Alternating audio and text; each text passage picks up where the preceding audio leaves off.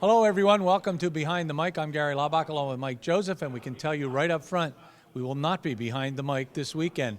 As you can watch the Lafayette Leopards on campusinsiders.com, it will be an internet-only broadcast. Mike and I will not be allowed to do the ball game from Hamilton, New York, when Lafayette travels to take on the Colgate Raiders. Mike, last week in your Behind the Huddle, which, again, I invite everyone to watch every single week. It's terrific. And you're Behind the Huddle, you were talking about staying positive primarily for the fans and for the parents and everybody, but now you've got players who come off a heartbreaking overtime loss. What advice do you have for them to stay positive? Well, number one, you gotta gather that locker room and look to your seniors. And this is what we got last year. We got great senior leadership, and I think Frank expects those seniors. There's only so much a coach can do, especially when you're trending in the wrong direction. And right now, wins and losses-wise, Lafayette is doing that. So you got to look in that locker room and find out who's going to step up for the last two games, because you run into a team that you struggle to beat every year.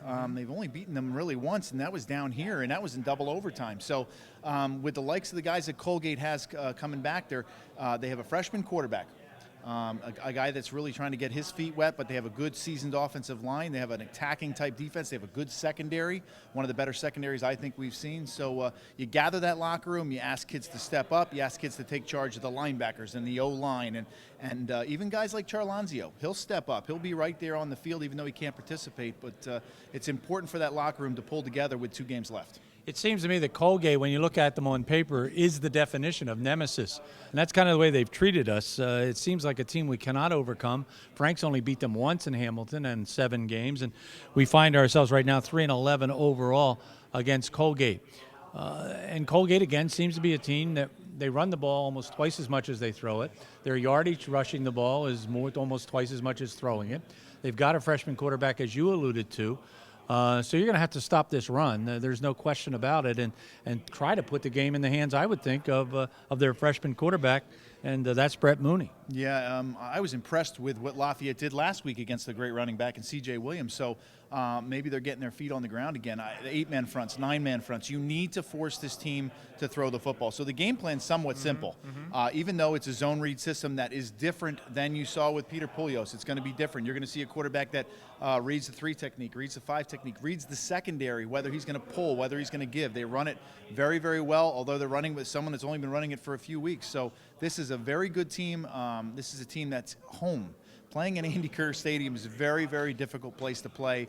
The elements come into play, and Lafayette's going to have their chin straps buckled up, because this is going to be a hard-hitting game. And it's a hard team to really focus on a player that you want to stop. They have a whole stable of running backs. They have 6 receivers with over 10 catches. So you really are going to have to play very fundamental, very basic defense against this football team. Mike Arbianto has 15 career interceptions. He's not quite up to your record yet, but he's second all-time in the Patriot League. Interceptions have been a problem for us. I think we have to be well aware of where he is on the field. Yeah, you're going to have to probably find where Armiento is each and every time, and it pushes back to our receivers again. They're going to have to go up and take the football away. This past week, I thought Drew did a fantastic job of checkdowns.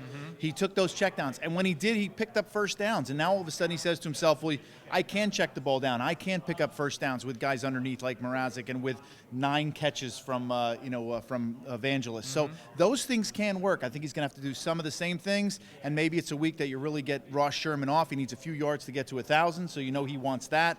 Offensive line probably wants to make sure that they put their stamp on this game, because they're going to have 2 weeks to prepare for the big one. But it all starts right this week in Hamilton. You got to get rid of those demons, the demons of guys like Ichis, and so you got to put that away and get up to Andy Kerr Stadium and play. You mentioned the word takeaway, and I'm going to finish with a takeaway, as this week the trophy, the Patriot League trophy, will be taken away from Lafayette, as it will be taken Friday night to the Bucknell-Fordham game, where they may very well crown the new Patriot League champion. I would think the players that gather around and either see the empty space or see the trophy being taken away literally, that's got to have to plant a seed in particularly the younger players' mind that they want that back. Yeah, it was very indicative of the way Frank spoke about letting the freshmen see that. That's very big. And, the seniors got a chance to take that trophy back here. Now they have to release it. So that's a feeling, honestly, that will eat at you forever. Every time you visit a Lafayette football game in the future, a homecoming game, you're going to talk about that. They took it out of our locker room. So these freshmen and these sophomores, all these kids that we've been depending on a lot, these scholarship kids, they're going to have a chance to get that trophy back, but that eats at you from inside out. Well, go Leopards. That's our cry for this weekend on Saturday at 1 o'clock. Mike and I will be back with you on Behind the Mic right before the Lehigh game, as we'll get that one up on the internet when you have a chance to see the 150th Lafayette-Lehigh game. For Behind the Mic, I'm Gary Laubach. He's Mike Joseph. Thanks for spending time with us.